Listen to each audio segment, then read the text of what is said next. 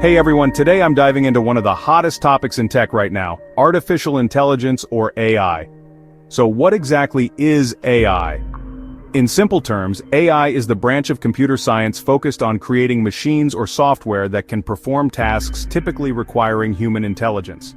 These tasks include reasoning, learning, problem-solving, perception, language understanding, and decision-making. Now, let's break it down into the three main types of AI based on their capabilities. First, we have narrow AI, also known as weak AI. This type is designed for a specific task and is the most common AI we have today. Think Siri, Google Translate, or facial recognition systems. Next, there's general AI or strong AI. This is where things get exciting and a bit theoretical.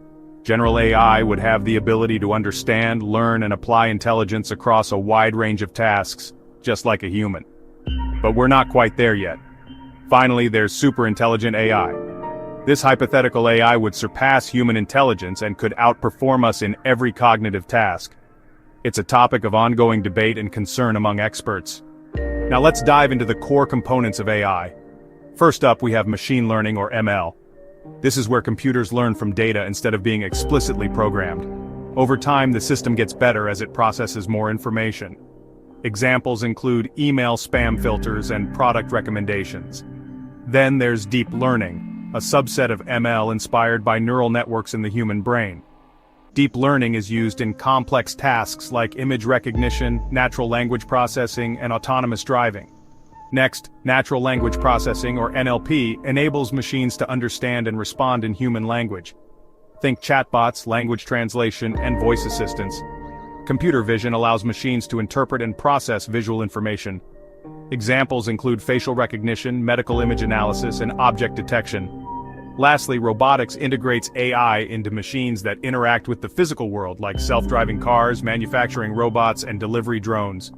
So, how does AI actually work? It's a process that involves data collection, training models, testing and evaluation, deployment, and a feedback loop for continuous improvement.